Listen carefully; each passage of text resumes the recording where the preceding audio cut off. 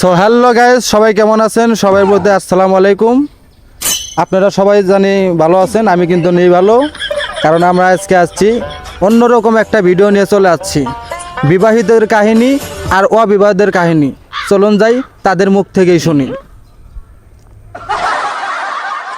আমি আসছি ওরাদোলা পোলাই পান 132 নিউজ থেকে। দুটা প্রশ্ন করব আপনাকে। ভাই, আপনি কি বিয়ে করেছেন না অবিবাহিত? জি ভাই, বিয়ে করছি আমি। আপনার বিবাহিত জীবনটা কেমন কাটছে ভাই? এটা যদি একটু দর্শকের মধ্যে যদি বলতেন। ভাই, বিয়ে জীবনে অনেক কষ্ট, কিন্তু আগে যদি জানতাম তাহলে বিয়ে করতাম না। কেন ভাই, এটাই একটু যদি বলতেন আমাদের দর্শকের মাধ্যমে, কেন বিয়ে করতেন না? ভাই, এত বিয়ে করা যে এত প্যারা, আগে জানতাম না। মানে দেখেন, বইয়ে কয় এটা নিয়ে আয়, ওটা নিয়ে আয়, এটা নিয়ে আয়, আবার অনেক সমস্যা দেখা দেয়। এটা নিয়ে আসতে ওটা থাকে না, আবার এটা নিয়ে আসতে ওটা থাকে না, অনেক বিভিন্ন রকমের কাপজাপ শুরু হয়ে যায়। ভাই, বিয়ে করলে যে সব কিনতে হয়, বইয়ের কথা শুনতে হয়, এটা তো জানেনই আপনি।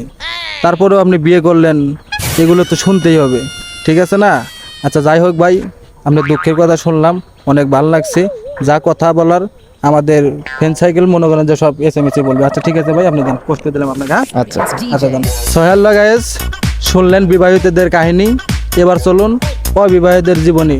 তো চলুন, ওখানে একটা ভাই বসে আছে, ওনার কাছ থেকে শুনি অবিবাহিতদের কাহিনী।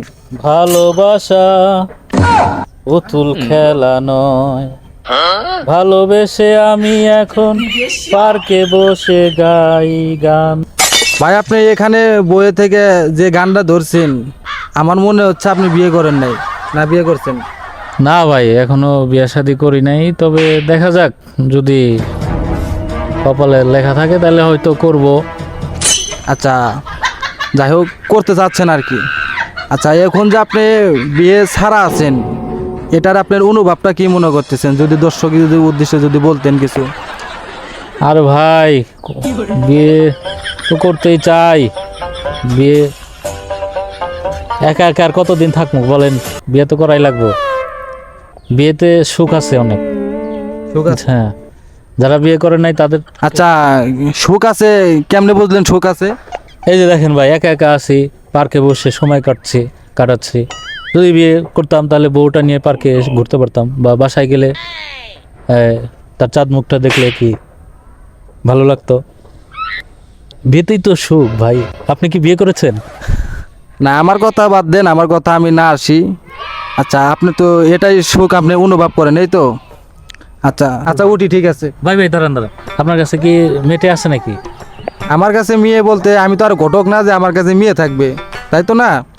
আচ্ছা ঠিক আছে, তারপর আমি দেখবো, যদি আমার দর্শকের যদি থেকে থাকে তাহলে আমি আচ্ছা দেখবো। আপনাদের দর্শকের মধ্যে যদি কোনো মেয়েটে আমাকে পছন্দ করে তাহলে বললেন, ঠিক আছে? আচ্ছা, আমাদের দর্শক যদি আপনাকে যদি পছন্দ করে থাকে তাহলে এসএমএস এর মাধ্যমে বলবে, তারপর আমরা তার সাথে কথা বলে আপনি বিয়ে ঠিক করবো। ওকে, ধন্যবাদ, ভালো থাকবেন ভাই। আপনি ভালো আছেন তো?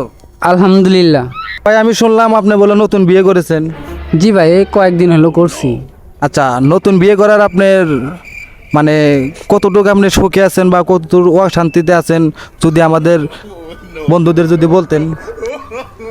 ভাই, দিল্লি কা লাড্ডু খাইছি, কিন্তু স্বাদ পাই নাই।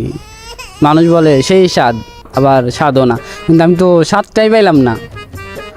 এখন মনে হয় যে ঘাড়ের উপরে একটা কি যেন বয়ে আছে। এখানে যাইতে প্যারা, ওখানে যাইতে প্যারা, বাসায় যদি আসি তাও প্যারা, এত দেরি হলো কেন? আবার যদি একটু বাসায় যদি বসে থাকি, একটু কথা না বলি, তাও প্যারা, যে কথা বলে না বাবা, আমার একটু সময় দেয় না, এরকম করে মানে সারাক্ষণ প্যারার ওপরে রাখে ভাই। আর যদি একদিন যদি বাসায় না আসি কাজের কারণে, তাইলে তো ওই দিনকে তো আর কথাই নাই। বাসায় ঢোকাটা মহা মুশকিল হয়ে যায়।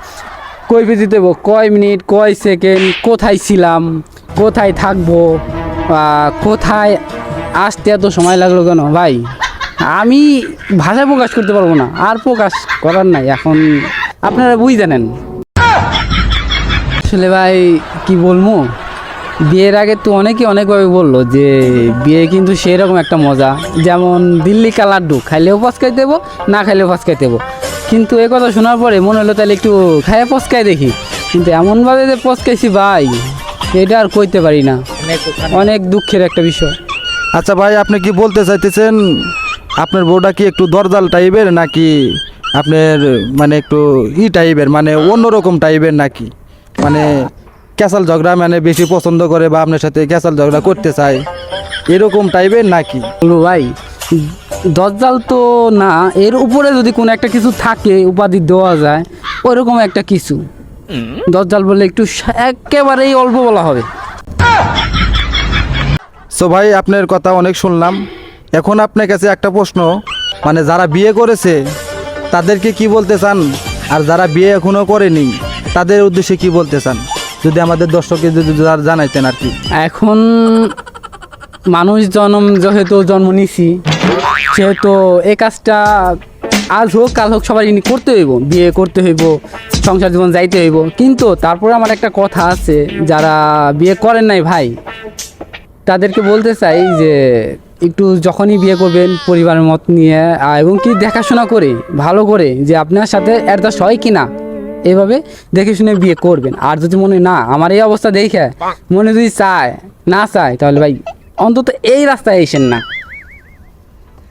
আর যারা বিয়ে করছেন তাদের উদ্দেশ্যে আরেকটা কথা বলতে চাই যে বউকে সময় দিবেন এবং কি কাজের পরিস্থিতি অন্য দিক দিয়ে রাইখাও সব কিছু মেনটেন করে চলতে হইব, এটা কারণ তাদের একটা হক আছে। আমার মতো ওই কাজের আরেকটা কথা, আমার একটা অনুরোধ যে যারা বিয়ে করেন নাই ভাই তাদের সবাই উদ্দেশ্যে বলে দিয়েন, আমি বলতেছি আমার মুখে তো শুনবই, তারপরেও আপনি বলে দিয়েন মেসেজ করে যে যারা বিয়ে করেন নাই তারা অবশ্যই বিয়ে করবেন না। তো দর্শক শুনলেনই তো বিবাহীদের কাহিনী, তাও নতুন বিয়ে করেছে। আচ্ছা যাই হোক, এখন আমরা আপনাদের কাছেই বিচার দিলাম, আপনারা কি করবেন, বিয়ে করবেন কি ছেড়ে দিবেন তা আমরা কিছু বলতে পারবো না, আপনারাই কমেন্টে বলবেন। ঠিক আছে, ধন্যবাদ, ভালো থাকবেন।